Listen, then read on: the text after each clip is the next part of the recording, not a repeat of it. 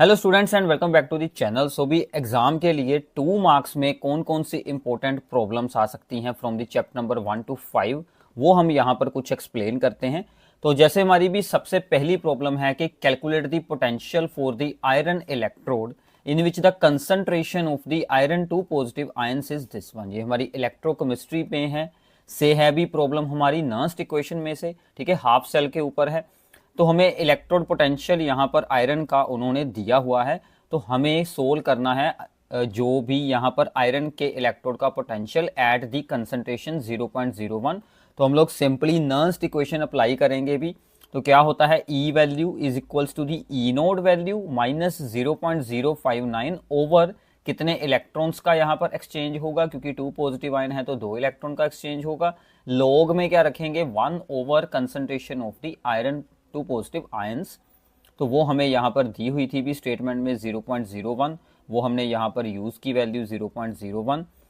तो ये क्या बन जाएगा भी, जीरोज हटाएंगे अगर यहाँ से हम लोग पॉइंट को, तो ये जीरोज ऊपर चली गई, लॉग 100 इसकी वैल्यू होती है 2।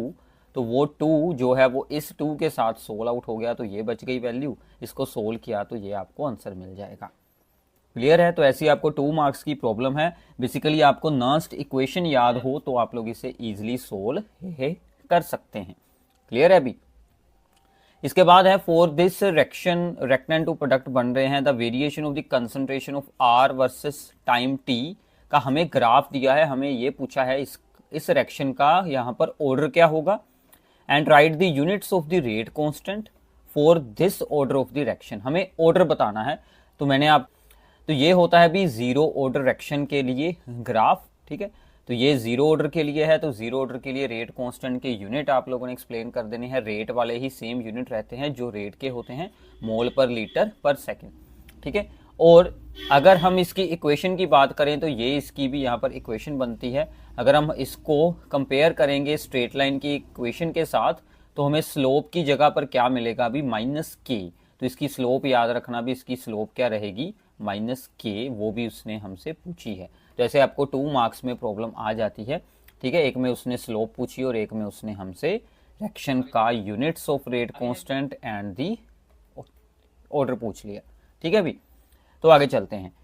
आगे है भी ये 6% सोल्यूशन ऑफ द ग्लूकोज जिसका के मोलर मास दिस वन है is isotonic with 2.5% solution of an unknown organic substance.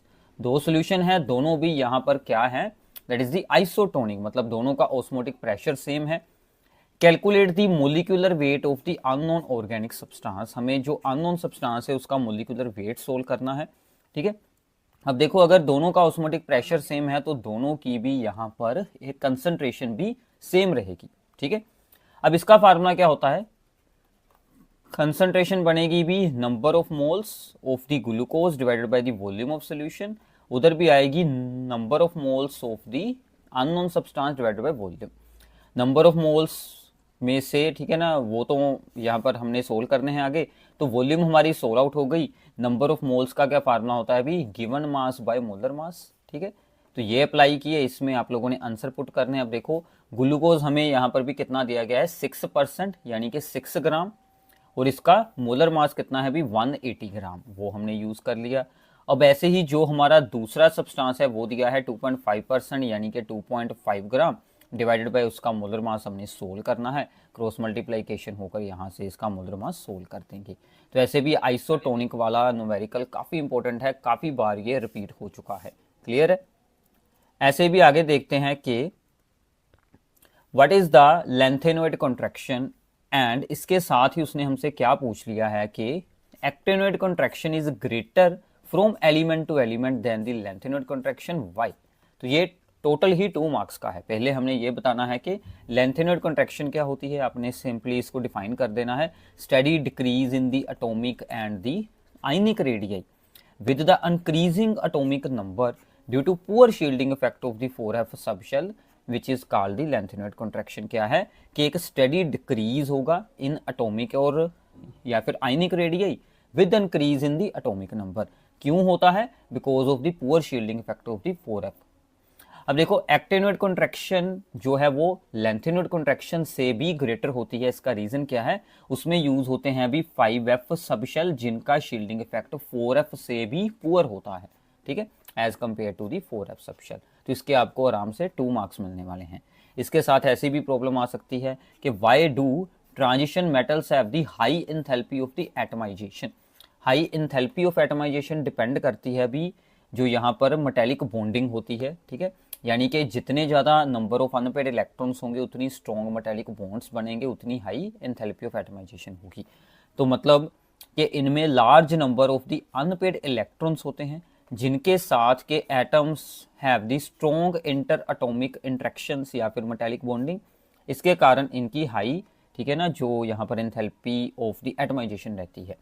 उसने साथ में क्या पूछा है, which element of the 3D series has the lowest enthalpy of atomisation. जिसके पास अनपेड इलेक्ट्रॉन ना हो, जो कि जिंक होता है, ठीक है, जिंक के पास 0 अनपेड इलेक्ट्रॉन है, therefore it is a soft metal.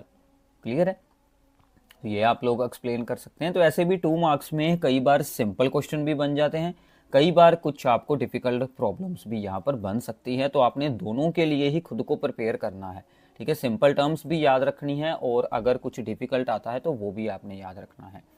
आगे है in a reaction if the concentration of the reactant X is tripled the rate of reaction becomes the 27 times, what is the order of the reaction. ठीक है, तो हमने assume कर लिया कि rate is equal to K into reactant की concentration की power P, क्योंकि हमें पावर सोल्व करनी है, अभी वो हमारे पास है नहीं। तो रेट क्या हो रहा है 27 टाइम्स। अगर हम लोग रिएक्टेंट की कंसंट्रेशन को क्या करते हैं 3 टाइम्स करते हैं, तो हमने यहां पर लगा लिया अभी 3x। अब अगर हम इसकी पावर सोल्व करेंगे तो ये बन जाएगी भी यहां पर K इंटू 3 की पावर P और x की कंसंट्रेशन की पावर P। ठीक है, अब ये K और x की कंसंट्रेशन की पावर P और रेट आपस में सोल्व हो गए, तो क्या बच गया 27 एंड 3 की पावर P। इसको सोल्व करेंगे तो P का आंसर भी आ जाएगा, दैट इज दी, ये 3 आ जाएगा। इसके साथ, ठीक है, ये आपका ओनली 1 मार्क्स की प्रॉब्लम है। और साथ में क्या पूछा है कि state a condition under which by molecular action is kinetically, ये फर्स्ट ऑर्डर एक्शन।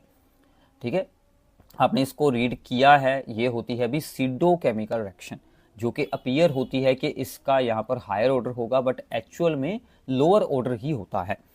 तो उसने पूछा है कि इसमें कौन सी हमें कंडीशन चाहिए। तो इसमें कंडीशन क्या है कि दोनों में से एक रिएक्टेंट क्या होना चाहिए हमारे पास, इज इन दी एक्सेस। ठीक है, मतलब उसका ज्यादा अमाउंट हो ताकि वो यूज भी हो तो उसकी कंसंट्रेशन ऑलमोस्ट कांस्टेंट ही रहे।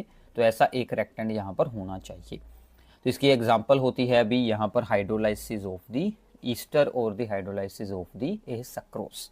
तो ये एग्जांपल भी आप लोगों ने याद रख लेनी है। क्लियर है,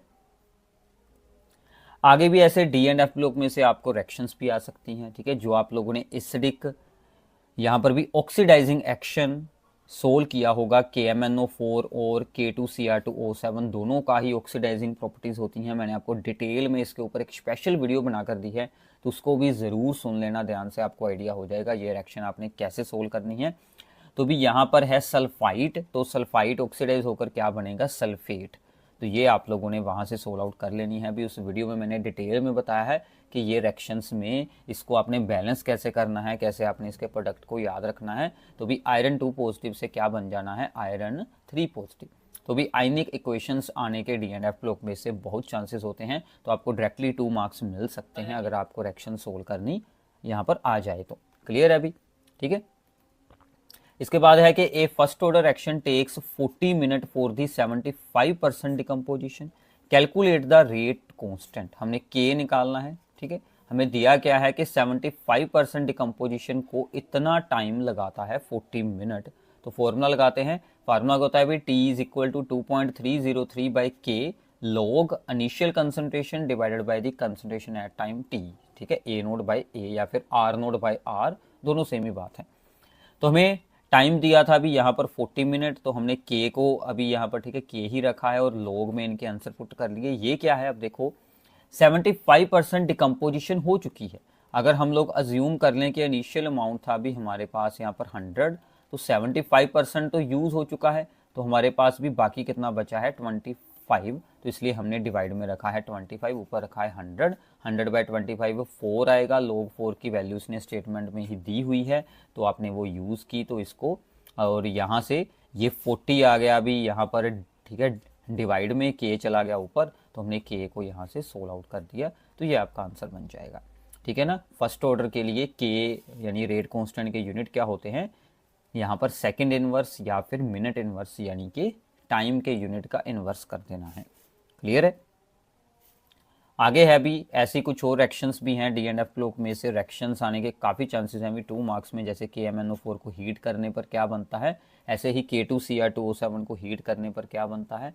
और दूसरी रिएक्शन है अभी यहाँ पर, अगर हम लोग भी यहाँ पर ऑक्सैलिक एसिड वगैरह का कोई, ठीक है, सॉल्ट यूज़ करते हैं, उसकी कैसे ऑक्सीडेशन होती है। ठीक है, उसकी ऑक्सीडेशन होकर CO2 गैस बनती है, ये याद रख लेना। और KMnO4 को हीट करेंगे तो K2MnO4 MnO2 और ऑक्सीजन गैस बनती है। ठीक है, तो ये रिएक्शन तो आपको याद रखनी होगी, अदरवाइज़ मैंने आपको पहले बता दिया, एक स्पेशल वीडियो है आप लोगों के लिए, उसको सुन लो भी, आपको काफ़ी ज़्यादा यूज़फुल वो वीडियो रहने वाली है। क्लियर है। आगे चलते हैं। Right the electronic configuration of the iron ion in the following complex ion, predict it's magnetic behaviour. आपने इलेक्ट्रॉनिक कन्फिग्रेशन लिखनी है, जब भी ये आ जाए तो आपने CFT अप्लाई करनी है अभी। ठीक है ना, क्रिस्टल फील्ड थ्योरी, जिसमें कि आपको T2G और EG ऑर्बिटल्स के बारे में आइडिया हो, और दूसरा आपको ये पता हो कि जो H2O है अभी वो आपका स्ट्रॉन्ग फील्ड है या फिर वीक फील्ड है। लेकिन ठीक है, तो यहाँ पर क्या होगा भी हमारे जो, ठीक है ना, टोटल Fe2 पॉजिटिव है यहाँ पर, तो Fe2 पॉजिटिव अगर आप लोग, आयरन का एटॉमिक नंबर होता है अभी यहाँ पर 26। ठीक है, तो आर्गन तक हमारे फिल हो गए 18, और बाद में आएगा अभी 3d6 4s2 हमने यहाँ से रिमूव कर दिए हैं, तो Fe2 पॉजिटिव के पास होंगे 3d6। तो हमारे पास भी टोटल 6 इलेक्ट्रॉन्स थे। ठीक है, और ये हमारे भी यहाँ पर ऑर्बिटल्स थे T2G एंड EG ऑर्बिटल। ठीक है, अब पहले हमने यहाँ पर इलेक्ट्रॉन रखे 1 2 3। अब जो फोर्थ इलेक्ट्रॉन है वो या तो ऊपर जाएगा या फिर यहीं पर आ जाएगा। ठीक है, अब यहाँ पर क्या होगा भी, अगर हमारी स्प्लिटिंग एनर्जी लो है, ठीक है, अगर ये स्प्लिटिंग एनर्जी लो होगी तो आराम से इलेक्ट्रॉन ऊपर जा सकता है। तो यहाँ पर H2O के केस में स्प्लिटिंग एनर्जी आपकी लो रहेगी।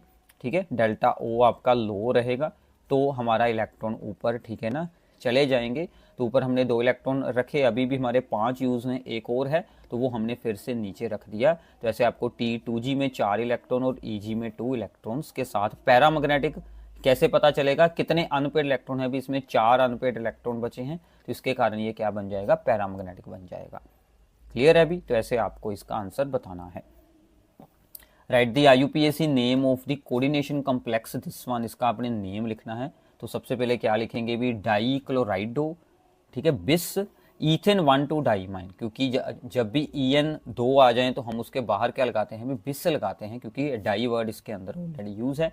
तो ये बन गया डाई क्लोराइडो बिस ईथेन 1,2 डाईमाइन, कोबाल्ट साथ में उसकी ऑक्सीडेशन स्टेट, और जो बाहर का आयन है उसका नाम हम लोग लास्ट में लिखेंगे नाइट्रेट।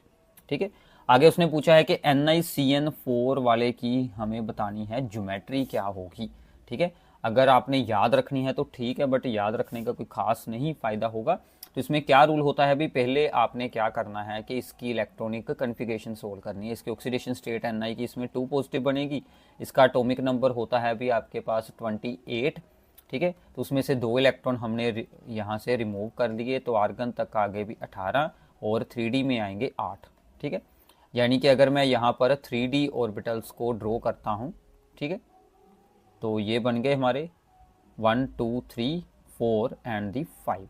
इसमें हमने 8 इलेक्ट्रॉन रखने हैं, 3 4 5 6 7 और 8। ठीक है, यहाँ पर 2 अनपेड इलेक्ट्रॉन हैं, और आगे हमारा 4s वगैरह, ठीक है, 4p वगैरह, वो सभी ऑर्बिटल अभी यहाँ पर, ठीक है, होंगे साथ में। इतना क्लियर है अभी। चलो अब देखो, जो Cn है it is strong field ligand, तो ये क्या करेगा, यहाँ से इलेक्ट्रॉन दूसरी तरफ भेज देगा। तो यहाँ पर हमारा ये जो एक ऑर्बिटल है वो क्या हो जाएगा अभी, ठीक है ना, यहाँ पर वेकेंट बन जाएगा। तो एक d ऑर्बिटल, एक p और एक साथ में यूज़ होगा अभी यहाँ पर s, और 2 यूज़ होंगे p। तो ये हमारी क्या बन जाएगी भी, DsP2 यहाँ पर हाइब्रिडाइजेशन बन जाएगी। अगर DsP2 हाइब्रिडाइजेशन है तो इसकी ज्योमेट्री क्या बनेगी भी, स्क्वायर प्लेनर बनेगी। ठीक है। तो ऐसे आपको डिटेल में इसको सोल्व करना होता है। मैंने ऑलरेडी, ठीक है, वन शॉट वीडियो में भी ये एग्जांपल्स आपकी वहाँ पर भी एक्सप्लेन की हुई हैं। इस पर मैंने अलग वीडियोस भी बनाई हुई हैं, बट अभी आप लोग इतना याद रख लो तो आपको ईजिली ये सब कुछ आइडिया मिल जाएगा। क्लियर है। Calculate the spin only magnetic movement for this one, इसमें भी आपने सेम करना है। Cu की ऑक्सीडेशन स्टेट आएगी भी 2 पॉजिटिव, तो इसके आप लोगों ने अनपेड इलेक्ट्रॉन्स को, ठीक है, सोल्व कर लेना है। इसमें इसका एटॉमिक नंबर होता है अभी 29, तो 2 इलेक्ट्रॉन इसके रिमूव हो गए, तो बचे हमारे पास 18 के बाद 9 इलेक्ट्रॉन्स, ठीक है, डी में। तो डी में हमारे पास हैं अभी 9 इलेक्ट्रॉन्स, तो इसके बॉक्स बनाकर देख लेना अभी कितने अनपेड इलेक्ट्रॉन यहाँ पर बचते हैं। तो एक ही अनपेड इलेक्ट्रॉन होगा, क्योंकि हमारे पास 5 ये आ गए, फिर 6, 7, 8 और 9 एक अनपेड इलेक्ट्रॉन है। तो फॉर्मूला क्या होता है, n इंटू एन प्लस 2 का स्क्वायर रूट, ठीक है। तो n की वैल्यू हमने यूज़ की 1 इंटू 1 प्लस 2 का स्क्वायर रूट, तो ये बच गया अभी हमारा 3 का स्क्वायर रूट, यानी कि 1.73 बोहर मैग्नेटन BM। तो ऐसे आप लोग इसको सोल्व आउट कर सकते हैं, ठीक है। तो ऐसे आप लोगों ने इनकी प्रैक्टिस करनी है। अब देखो भी, अगर ऐसी प्रॉब्लम्स आ जाएं तो मैं इसको यही मानूंगा भी ये कुछ डिफिकल्ट है, ठीक है, क्योंकि आपको सोल्विंग होगी तो ही आपको आंसर आइडिया होगा। उसने आंसर चाहे आपसे ओनली 1 वर्ड में ही पूछा है, बट आपको सोल्व करके ही आंसर के बारे में आइडिया होगा। अदरवाइज अगर आपने अच्छी प्रैक्टिस की है तो आप लोगों को आंसर याद है, तो आप लोग डायरेक्ट भी आंसर वहां पर लिख सकते हैं। क्लियर है। आगे चलते हैं। करोजन की उसने भी एक रिएक्शन दी है कि ऑक्सीजन जो है भी वो मॉइस्ट एयर के साथ रिएक्ट कर जाती है, तो इस तरह से वो इलेक्ट्रॉन्स को गेन करती है, ठीक है। Write down the possible reaction for the corrosion of the zinc occurring at the anode. Zinc की जब ऑक्सीडेशन होगी, यानी कि उसकी करोजन होगी, वो हमने रिएक्शन बतानी है कि एनोड पर क्या होगी, फिर ठीक है ना, कैथोड पर क्या होगी, और उनको जोड़ने के बाद ओवरऑल रिएक्शन क्या बनेगी।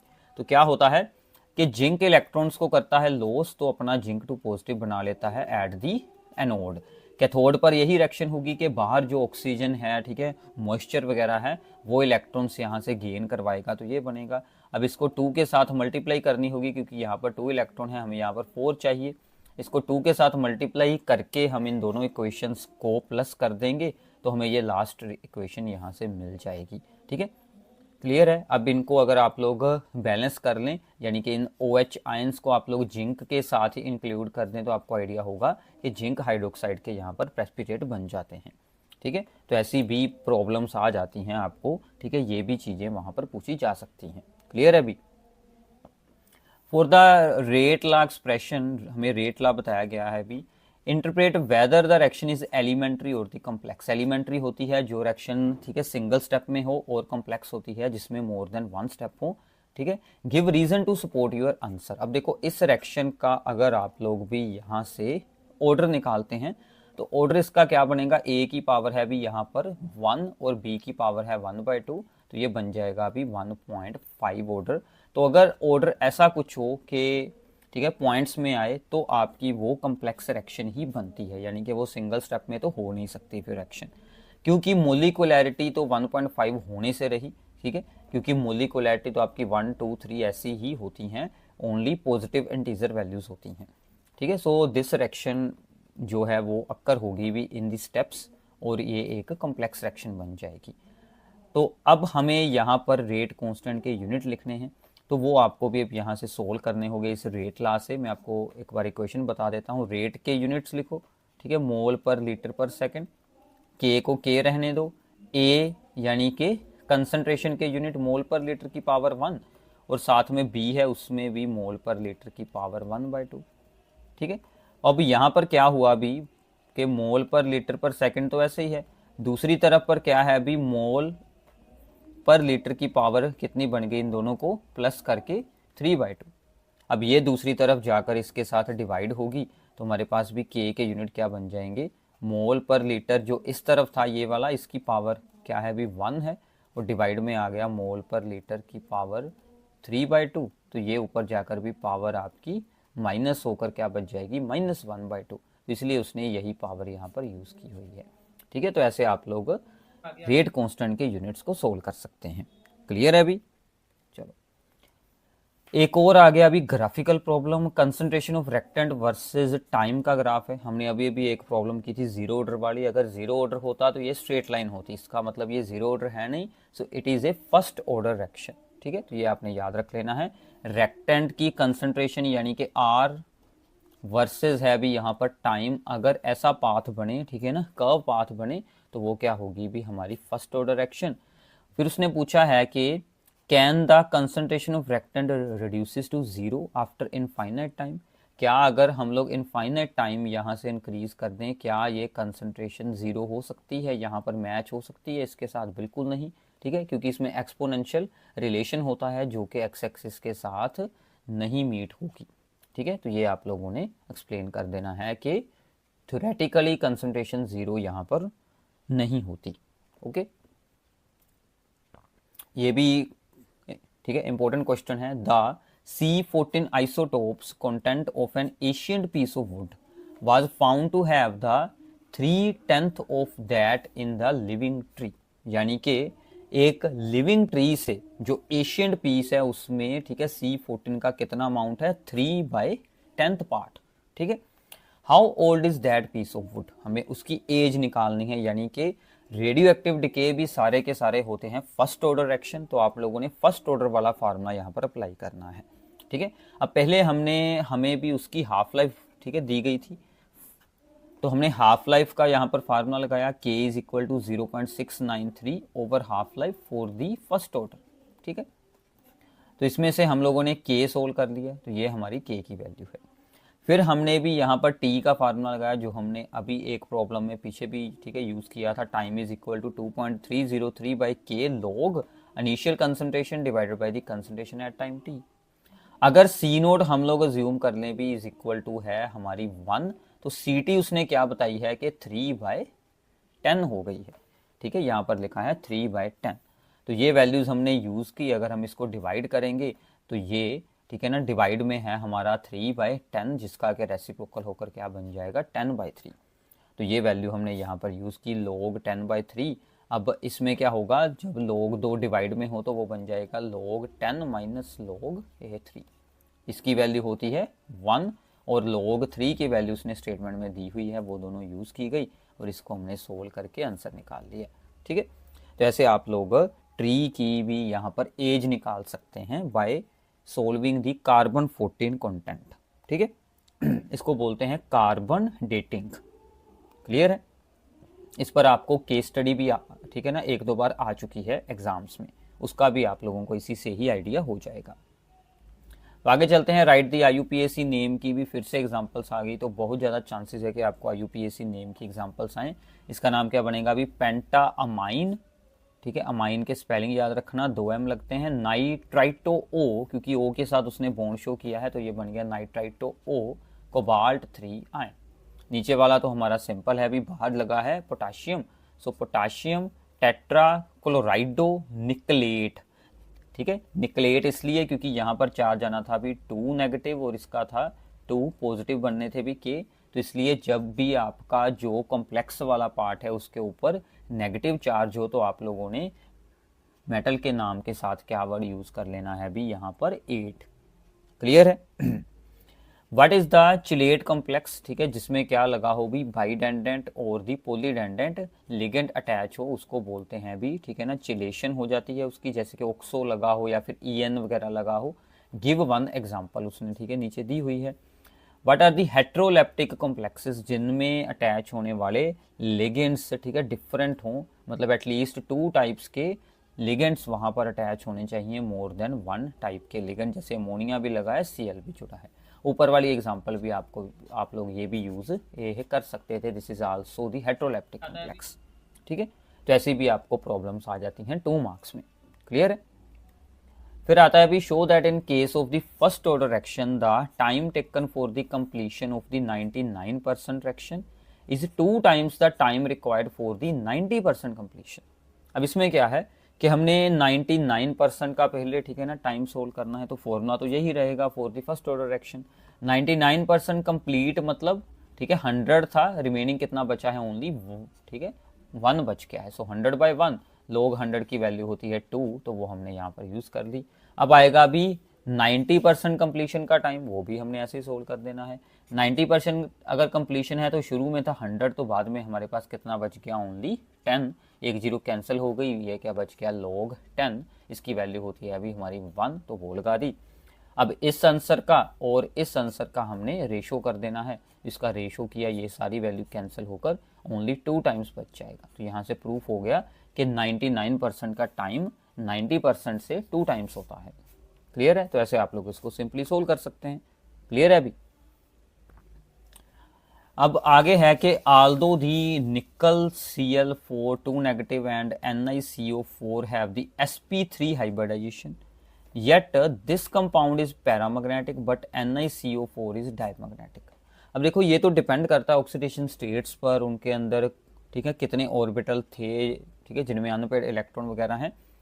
तो वही उसने हमें, ठीक है, यहाँ पर बताया है कि जो Cl है वो हमारे वीक फील्ड लिगेंड होते हैं, due to which there are 2 unpaired electrons. अगर पैरामैग्नेटिक है तो अनपेड इलेक्ट्रॉन तो हो गए ही, बट अगर हम लोग Cn की बात करें, ठीक है, Cn वाले केस में क्या होता है, या फिर अगर आप लोग, ठीक है, CO की भी यहाँ पर बात करते हैं, तो ये दोनों स्ट्रॉन्ग फील्ड हैं। तो स्ट्रॉन्ग फील्ड होने के साथ भी वहाँ पर इलेक्ट्रॉन्स की पेयरिंग हो जाती है, so there is no unpaired electron, इसलिए वो वहाँ पर डायमैग्नेटिक बन जाता है। Write the electronic configuration of the D5, ये मैंने आपको अभी अभी, ठीक है, सोल्व कर कर बताई थी कि पहले आपने T2G में, ठीक है, एक एक इलेक्ट्रॉन रखना है। अब आगे के जो 2 इलेक्ट्रॉन बचे हैं वो ऊपर जाएंगे अगर, ठीक है, यहाँ पर जाएंगे अगर हमारी डेल्टा O, ठीक है ना, स्मॉल वैल्यू हो, तो ये केस आपका हो जाएगा। ठीक है, फिर ऊपर चले जाएंगे दोनों इलेक्ट्रॉन। अगर ये हमारी डेल्टा O यानी कि स्प्लिटिंग एनर्जी हाई है, तो वो ऊपर जाने की बजाय नीचे ही आप लोगों को सभी इलेक्ट्रॉन्स को, ठीक है ना, फिल करना होगा। तो उसी अकॉर्डिंग आप लोगों के आंसर यहाँ से बन जाएंगे। ठीक है, तो ये काफ़ी इंपॉर्टेंट है अभी, इसके ऊपर ऐसी कुछ अलग अलग टाइप की प्रॉब्लम्स बन जाती हैं। क्लियर है अभी? आगे है कि out of the 0.1 molar aqueous solution of the glucose, 0.1 molar aqueous solution of the KCl, which one will have the higher boiling point. अब देखो जो हमारा है भी KCl, इसकी क्या हो जाएगी भी यहाँ पर कंप्लीट डेसोसिएशन, तो वो नंबर ऑफ आयंस जो हैं भी वो 2 टाइम्स हो जाएंगे। इसलिए KCl में हमारा जो एलिवेशन बॉइलिंग पॉइंट हाई होगा, तो उसमें ही हमें हायर बॉइलिंग पॉइंट देखने को मिलेगा, बिकॉज KCl अंडरगोज द डेसोसिएशन। ठीक है, ग्लूकोज में ऐसा कुछ नहीं होता। तो अगर हमने एसिटिक एसिड को वाटर में डिसोल्व किया है तो भी वहां पर होगी डेसोसिएशन, तो आई की वैल्यू 1 से ऊपर आएगी वेंटो फैक्टर की। अगर आपने एसिटिक एसिड को बेंजीन में डिसोल्व किया तो भी वहां पर एसोसिएशन होगी, तो आई की वैल्यू 1 से, ठीक है, स्मॉलर आएगी। क्लियर है? तो ये पॉइंट्स आपने अच्छे से याद रख लेने हैं। क्लियर है? चलो आगे है कि resistance of a conductivity cell filled with this concentration solution is this one. हमें रेजिस्टेंस दी गई है, ठीक है। If the resistance of the same cell when filled with the some different concentration is this one, मतलब एक ही cell है, उसकी 2 कंसंट्रेशन पर रेजिस्टेंस अलग अलग हमें दी गई है। Calculate the conductivity and the molar conductivity of the, ठीक है, सेकंड सोल्यूशन की हमने सोल्व आउट करनी है। हमें दिया क्या है कि conductivity of the first solution is this one. ठीक है, तो हमें पहले सोल्यूशन की कंडक्टिविटी और उसकी रेजिस्टेंस दी गई है। क्योंकि हमारा सेल सेम है तो हम सबसे पहले सेल कांस्टेंट सोल्व करेंगे। तो हमारा cell constant G star, that is the conductivity into resistance. ठीक है, तो ये हमारी होगी भी यहाँ पर कंडक्टिविटी, और ये हो गई हमारी रेजिस्टेंस 200। तो ये दोनों आंसर पुट किए आप लोगों ने, तो ये आ गया सेल कांस्टेंट। क्योंकि सेल कांस्टेंट तो हमारा सेम रहेगा, क्योंकि हमारा सेल सेम है, हमने सोल्यूशन की कंसंट्रेशन वहां पर अलग यूज कर ली है। अब जो भी दूसरा हमारा आएगा सोल्यूशन, उस पर भी सेम फार्मूला, उसकी हमने सोल्व करनी है कंडक्टिविटी। वो क्या बन जाएगी, सेल कांस्टेंट बाय रेजिस्टेंस। ठीक है, तो सेल कांस्टेंट तो हमने, ठीक है, ऊपर सोल्व किया है, और दूसरे की रेजिस्टेंस कितनी थी भी 620, वो हमने लगाई, तो वहां से उसकी आ गई, ठीक है, कंडक्टिविटी। अगर उसकी कंडक्टिविटी आ गई तो बाकी तो फिर आप उसकी मोलर कंडक्टिविटी तो आराम से सोल्व हो जाएगी। वो क्या होता है, conductivity into 1000 divided by the concentration. तो वो आपने सभी वैल्यूज लगाकर इसको सोल्व आउट कर देना है। ठीक है, प्रैक्टिस करो भी, इनको रोक रोक कर आप लोगों ने सोल्व आउट करना है, तो ही आपको अच्छे से ये न्यूमेरिकल्स आने वाले हैं। क्लियर है?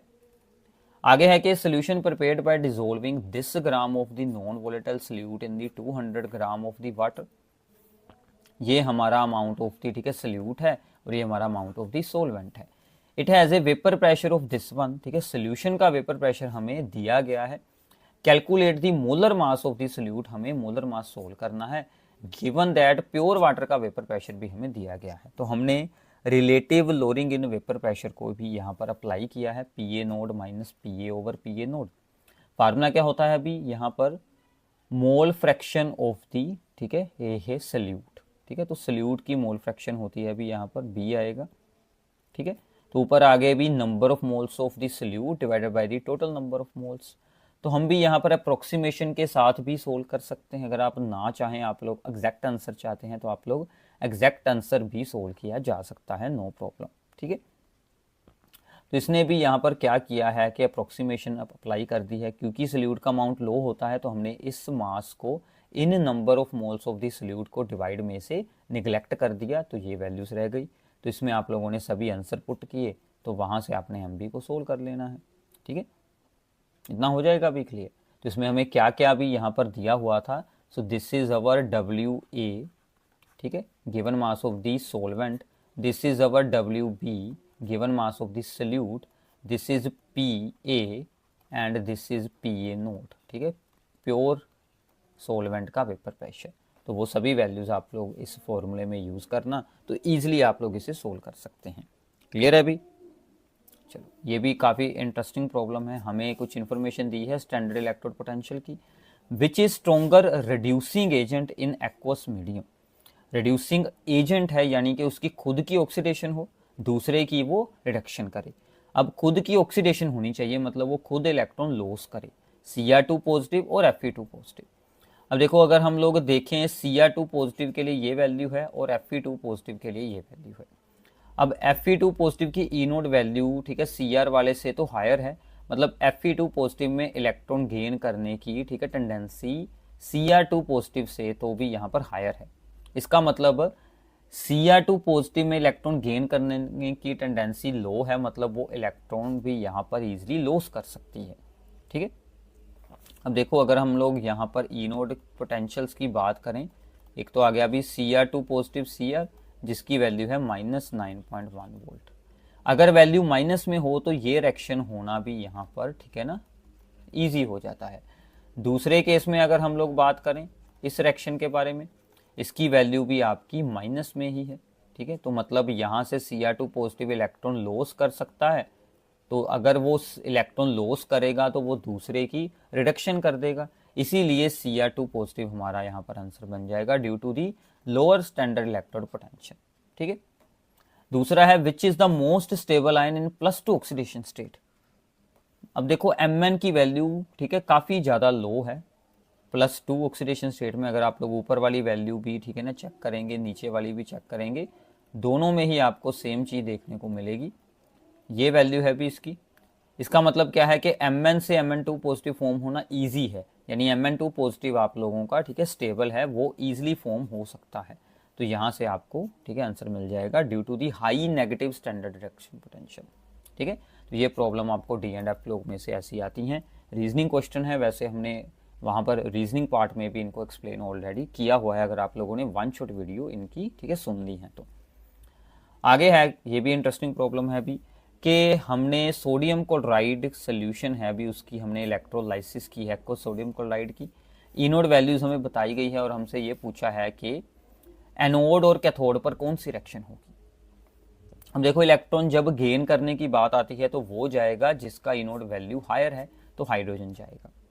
जब इलेक्ट्रॉन लॉस करने की बात आती है तो वो जाता है जिसका ई नोड वैल्यू लो होता है, बट गैप, ठीक है, ज़्यादा होना चाहिए, क्योंकि वाटर की ऑक्सीडेशन, ठीक है, स्लो होती है, तो इसलिए हमें ओवर पोटेंशियल अप्लाई करना पड़ता है, इसलिए यहाँ पर भी Cl2 ही जाएगा। तो ये दोनों आपके आंसर मिल जाएंगे, ठीक है। कैथोड पर हाइड्रोजन गैस बनेगी क्योंकि उसकी ग्रेटर ई नोड वैल्यू है, और एनोड पर Cl2 बनेगी, चाहे उसकी हाई वैल्यू थी, बट वहाँ पर ओवर वोल्टेज होने के कारण, जो कि वाटर में अप्लाई होती है कि इसमें कुछ एक्स्ट्रा वोल्टेज आपको अप्लाई, ठीक है ना, करनी होगी, फिर ही उसकी ऑक्सीडेशन होगी, ठीक है। तो ये आप लोगों ने आंसर याद रखने हैं। ये मैंने, ठीक है, इलेक्ट्रोकेमिस्ट्री की वन शॉट में आपको अच्छे से एक्सप्लेन ये सब कुछ वहाँ पर किया हुआ है।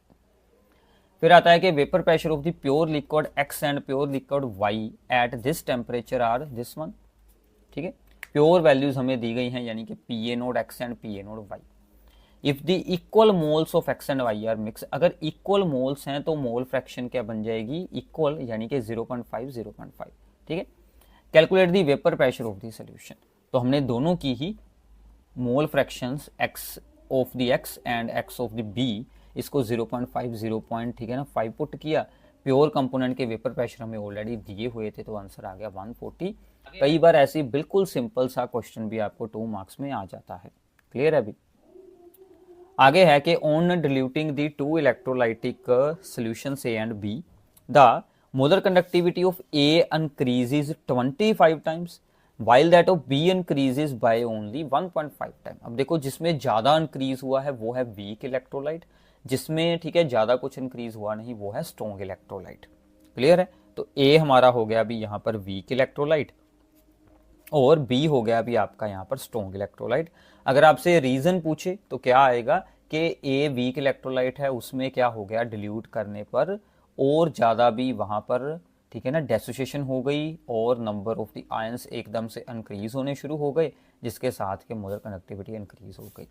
और स्ट्रॉन्ग इलेक्ट्रोलाइट्स में तो ऑलरेडी ही कंप्लीट आयनाइजेशन हुई होती है, तो उसमें आयंस तो और ठीक है बनते नहीं, इसलिए कुछ खास नहीं वहां पर चेंज आएगा। क्लियर है। और में था भी यहाँ पर ऑप्शन में electrical resistance of the column this one, ये क्या है अभी हमारे पास ठीक है ना, हे कंसंट्रेशन है of the NaOH solution. Diameter दिया है अभी इस बार और हमें दी है साथ में लेंथ और रेजिस्टेंस, यानी कि हमने इन वैल्यूज को यूज करके क्या करना है अभी हमारी ठीक है ना ये कंडक्टिविटी सोल्व करनी है। तो भी यहाँ पर कंडक्टिविटी का फार्मूला क्या होता है, K is equals to L upon R into A, यानी कि conductivity is reciprocal of the ठीक है रेजिस्टिविटी। तो रेजिस्टिविटी के फार्मूले का हमने रेसिप्रोकल कर दिया है, सभी वैल्यूज तो हमें दी हुई थी ठीक है। हमने R यूज करके क्या कर लिया, जो हमें डायमीटर दिया था उसमें से हमने रेडियस निकाला 0.5, उसको यूज करके हमने भी यहाँ पर area of the cross sections ठीक है सोल्व कर लिया। अब ये वैल्यू L की वैल्यू R की वैल्यू सभी यहाँ पर यूज करेंगे और इसको सोल्व आउट कर देंगे। ठीक है। तो ऐसे भी आपको न्यूमेरिकल्स आ जाते हैं। क्लियर है। इसके बाद है be the rate constant of the first order decomposition of N2O5 is given by this equation. ठीक है। Calculate EA।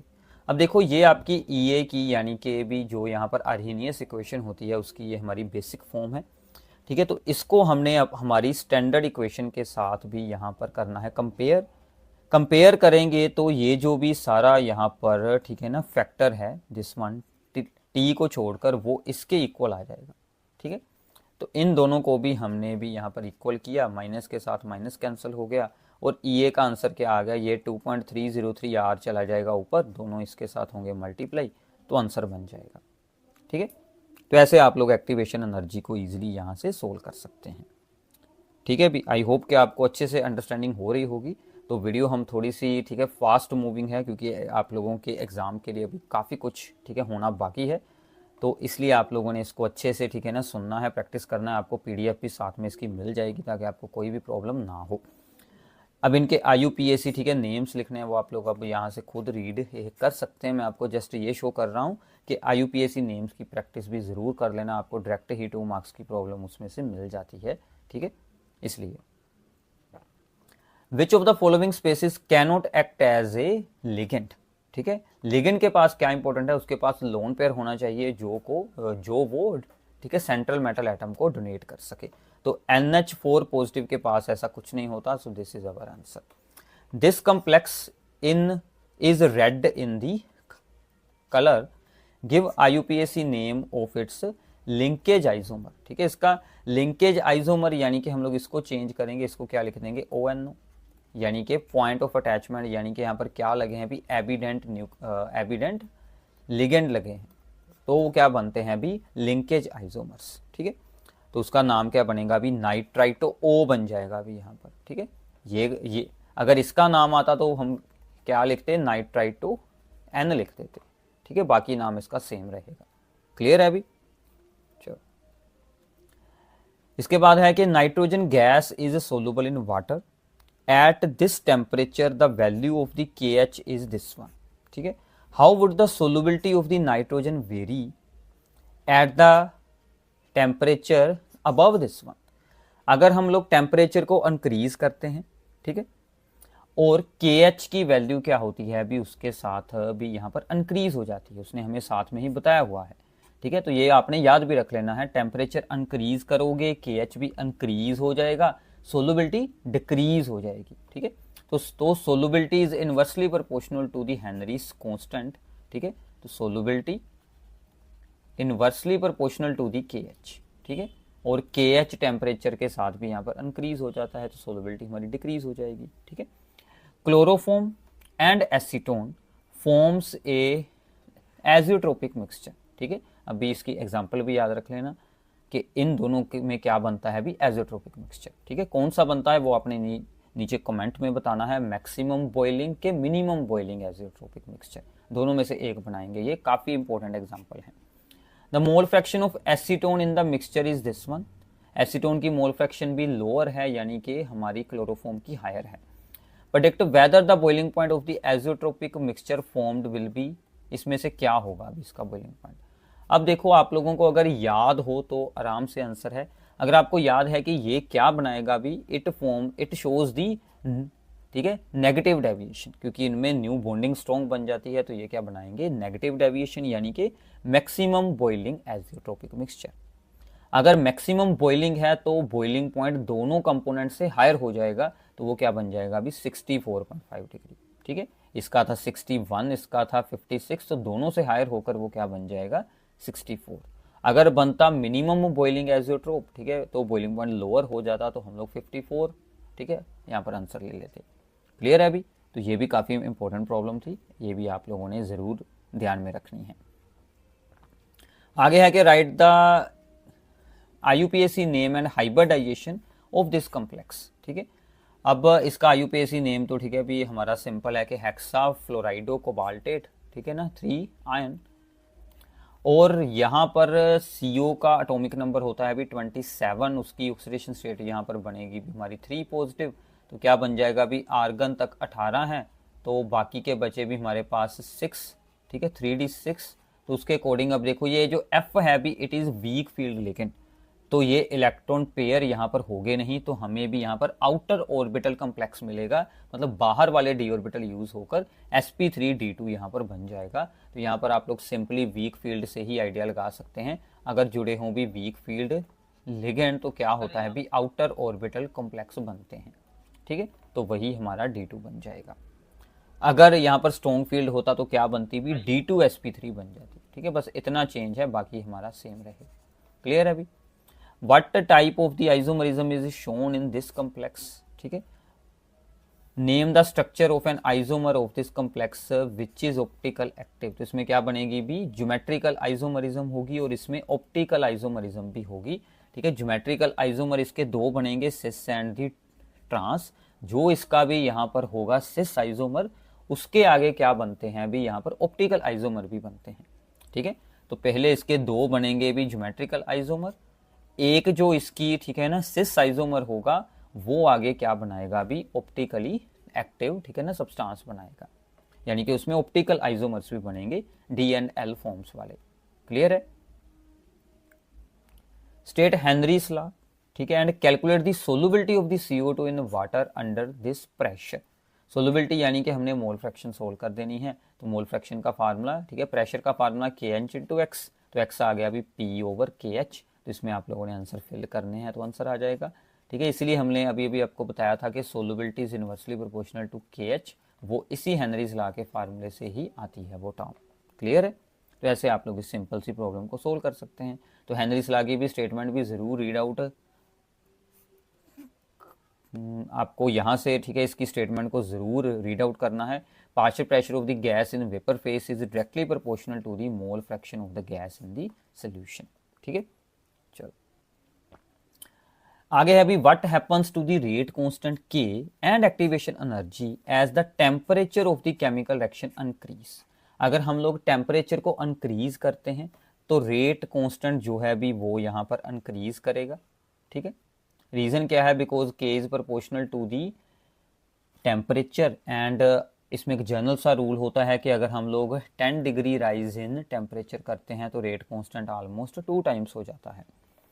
और जो एक्टिवेशन एनर्जी है दैट रिमेन्स अनचेंज्ड, वो सिर्फ चेंज होती है अगर हम लोग यहाँ पर कैटलिस्ट यूज़ करें, तो वो एक्टिवेशन एनर्जी को लोअर, ठीक है, स्टेट में वहाँ पर इंटरमीडिएट को फॉर्म कर देता है। अदरवाइज आप लोग टेम्परेचर के साथ एक्टिवेशन एनर्जी हमारी सेम रहेगी, ठीक है। तो वो आपको यहाँ से आइडिया मिल जाएगा। इतना हो गया अभी क्लियर। आगे भी ऐसे डी एंड एफ ब्लॉक में जो आपकी KMnO4 K2Cr2O7 की भी यहाँ पर प्रेपरेशंस होती हैं, उसमें से कुछ ऐसी प्रॉब्लम भी आ जाती हैं, जैसे उसने हमें दिया है कि MnO2 को हमने फ्यूज़ किया है with KOH in the presence of the KNO3, ठीक है। तो it gives a dark green compound A. तो आपको याद हो कि उसकी पहली रिएक्शन में भी कौन सा कंपाउंड बनता है जो कि डार्क ग्रीन है, K2MnO4, तो वो हमारा ए बन गया। अब ए है भी जो बाद में डिस्प्रपोर्शनेट होकर एसिडिक सोल्यूशन में एक, ठीक है ना, पर्पल कंपाउंड बनाता है, वो बी है। तो वो क्या बनेगा अभी हमारा बी कंपाउंड बाद में KMnO4 बन जाएगा, ठीक है। MnO4, ठीक है, आयन बनाया है वो KMnO4 बन गया। तो ऐसे आपको याद हो कि आप लोगों ने क्या क्या स्टेप में कौन कौन से आंसर वहां पर फॉर्म किए थे। अब आगे क्या है कि एन अल्केलाइन सोल्यूशन, ठीक है, KMnO4 का बेसिक सोल्यूशन में ऑक्सीडाइजिंग एक्शन क्या होता है कि वो KI सोल्ट्स को चेंज कर कर क्या बनाता रहता है, KiI3, यानी कि आयोडिक एसिड, ठीक है, KiO3 वाले, ठीक है। तो यहाँ पर आयोडिक एसिड वाले, ठीक है, सोल्ट बन जाते हैं। और अगर हम लोग इसका यहाँ पर ऑक्सीडाइजिंग एसिड जो एक्शन है अभी वो देखते हैं इन दी एसिडिफाइड सोल्यूशन, तो वो हमें KI से क्या बना कर देगा, ओनली I2 बना कर देगा, ठीक है। तो ये सारे रिएक्शंस के उसने सिर्फ आपको रिजल्ट पूछ लिए हैं अभी 2 नंबर में, आपने रिएक्शन नहीं एक्सप्लेन करनी, जस्ट आपने ABCD सब्सटेंसेस के आंसर बताने हैं कि वो क्या बनेंगे। अगर रिएक्शन आती होंगी फिर ही कुछ कर पाओगे, तो इसलिए रिएक्शंस को अच्छे से याद रख लेना। क्लियर है। Out of these two complex which one is paramagnetic, ठीक है, ये है भी वीक फील्ड, तो वीक फील्ड में अनपेड इलेक्ट्रॉन होते हैं, उसमें आउटर ऑर्बिटल यूज होते हैं, तो ये आपका भी यहाँ पर पैरामैग्नेटिक होगा। मोर स्टेबल, जिसमें क्या लगा हो भी आपका बाइडेंडेंट लिगेंड, यानी कि चिलेशन हुई हो। फिर आ गया अभी इनर ऑर्बिटल कॉम्प्लेक्स, वो भी EN वाला आएगा, क्योंकि EN में स्ट्रॉन्ग फील्ड लिगेंड है, तो वो बनाएगा भी यहाँ पर इनर ऑर्बिटल कॉम्प्लेक्स। सो भी हाई स्पिन कॉम्प्लेक्स जो कि हमारा पैरामैग्नेटिक हो, उसे ही हाई स्पिन कॉम्प्लेक्स बोलते हैं, जिसमें कि हमारे पास ज़्यादा अनपेड इलेक्ट्रॉन, ठीक है, हो जाए, यानी कि वीक फील्ड वाला हो, उसमें क्या बनेंगे यहाँ पर हाई स्पिन कॉम्प्लेक्स, ठीक है। तो इन दोनों का आंसर आपको वीक फील्ड से आइडिया हो जाएगा, ठीक है। ओके अभी चलो, फ्लोरीन, क्लोरीन, ब्रोमीन, ये सभी वीक फील्ड वाले हैं। क्लियर है। Write the IUPAC name of the following compound, हम नाम आप लोगों ने खुद लिखना है। ये कौन सा लगा है अभी, ऑक्सोलेटो, ठीक है, यहाँ पर नाम वैसे मैंने दिया हुआ है। अब आपने बताना है कि हीमोग्लोबिन और विटामिन B12 में कौन से मेटल जो होते हैं। अभी हीमोग्लोबिन में होता है आयरन और विटामिन B12 में होता है कोबाल्ट, इनके भी नाम याद रख लेना, ठीक है। रेडियो एक्टिव भी एक डिके है, ठीक है ना, फर्स्ट ऑर्डर रिएक्शन है। Initial amount of the two radioactive elements X and Y are 1 gram each. What will be the ratio of X and Y after the 2 days if their half life is 12 hours and the 16 hours, ठीक है। 12 hours की भी एक की पहले, ठीक है ना, हाफ लाइफ है, जो भी यहाँ पर है हमारे पास, दैट इज दी X है। 2 डेज में होते हैं अभी हमारे पास 48 आवर्स, तो यानी कि वो 4 टाइम्स, ठीक है, उसकी 4 हाफ लाइफ्स होंगी, यानी कि वो 4 टाइम्स हाफ हो गया होगा। सो 1/2 की पावर 4 बन जाएगी, 1/16 वैल्यू उसकी बचेगी। दूसरे की है भी यहाँ पर 16 आवर, तो टोटल 48 आवर में कितनी हाफ लाइफ हुई भी इसकी, ठीक है ना, 3 हाफ लाइफ्स, यानी कि 1/2 की पावर 3 अमाउंट उसका, ठीक है, बच जाएगा, तो वो बच गया 1/8। अब इन दोनों का आप लोगों ने रेशियो निकालना है, तो रेशियो हमने निकाला तो वो बच गया 1/2। क्लियर है। चलो, तो ऐसे आपको, ठीक है, सिंपल सी प्रॉब्लम थी। दूसरा भी इसमें बिल्कुल, ठीक है, सिंपल है। तो हाफ ऑर्डर है विद रिस्पेक्ट टू P और 0 ऑर्डर है विद रिस्पेक्ट टू Q, तो आप लोगों ने रेट ला, ठीक है, रिप्रेजेंट कर देना है K, P की पावर हमने लिख दी 1/2, Q की पावर हमने लिख दी 0, तो यहाँ से आप लोग इसको सोल्व आउट कर सकते हैं। क्लियर है अभी। तो ये थी भी आपके लिए कुछ बहुत ही ज़्यादा इंपॉर्टेंट 2 मार्क्स की प्रॉब्लम। मैंने नीचे